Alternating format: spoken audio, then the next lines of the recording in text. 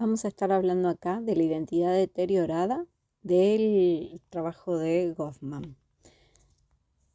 El medio social establece las categorías de personas que en él se pueden encontrar.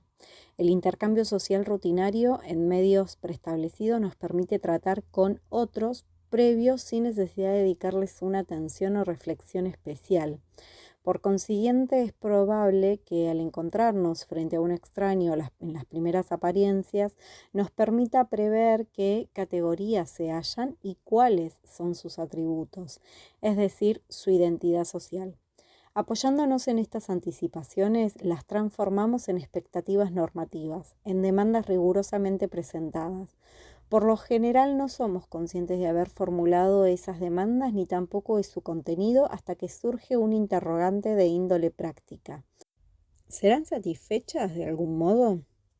A las demandas que formulamos se las podría denominar con mayor propiedad demandas enunciadas en esencia, y el carácter que atribuimos al individuo debería considerarse como una imputación hecha con una mirada retrospectiva en potencia, o sea, una identidad social virtual.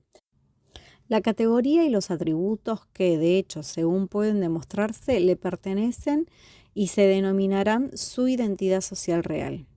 Mientras el extraño está presente ante nosotros, puede demostrar ser dueño de un atributo que lo vuelve diferente de los demás y lo convierte en alguien menos apetecible.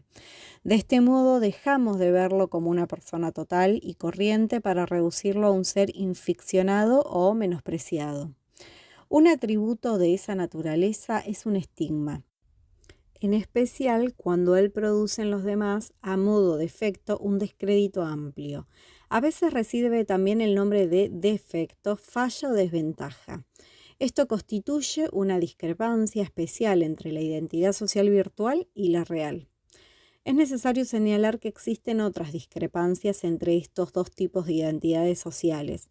Por ejemplo, la que nos mueve a reclasificar a un individuo ubicado previamente en una categoría socialmente prevista para colocarlo en otra categoría diferente, aunque igualmente prevista. O bien la que nos mueve a mejorar nuestra autoestima del individuo. Debe advertirse también que no todos los atributos indeseables son temas de discusión, sino únicamente aquellos que son incongruentes con nuestro estereotipo acerca de cómo debe ser determinada especie de individuo. El término estigma será utilizado para hacer referencia a un atributo profundamente desacreditador. La identidad personal existe como una noción popular, según la cual, si bien los contactos impersonales entre extraños están particularmente sujetos a respuestas estereotípicas, a medida que las personas se relacionan en forma más íntima, ese acercamiento categórico va retrocediendo y gradualmente la simpatía, la comprensión y la evaluación realista de las cualidades personales ocupan su lugar. El área de manejo de un estigma puede entonces considerarse como algo que pertenece fundamentalmente a la vida pública, al contacto entre extraños o simple conocidos, al extremo de un continuo cuyo polo opuesto es la intimidad. Es necesario señalar que familiaridad no siempre reduce el menosprecio.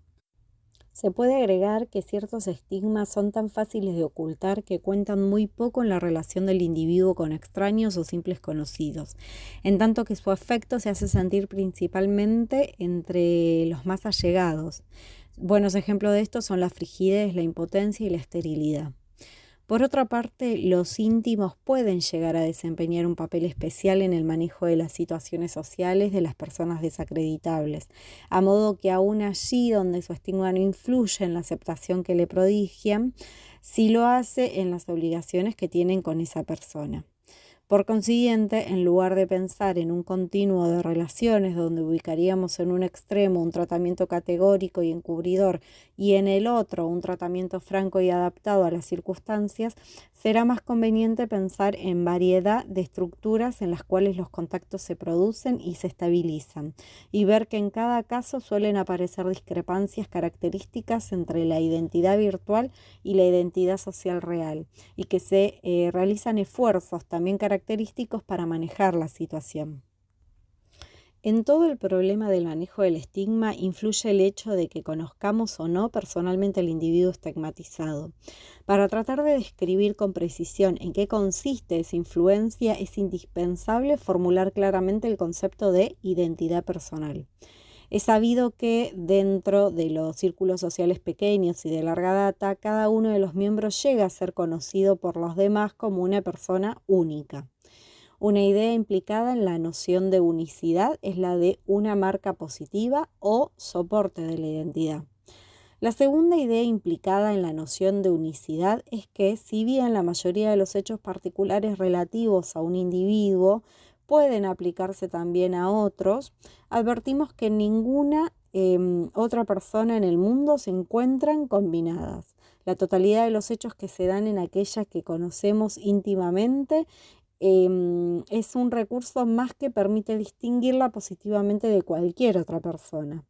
A veces este complejo de información está ligado con el nombre de la persona, otras con el cuerpo, o muchas veces la información está ligada con ambas cosas, ¿sí? Con el nombre de la persona, con el cuerpo, sus formas y demás.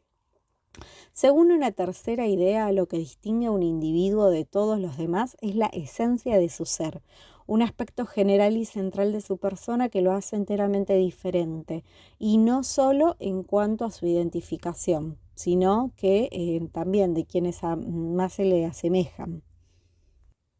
De todos modos, el autor entiende por identidad personal solamente las dos primeras ideas: las marcas positivas o soportes de la identidad y la combinación única de los ítems de la historia vital, adherida al individuo por medio de esos soportes de su identidad.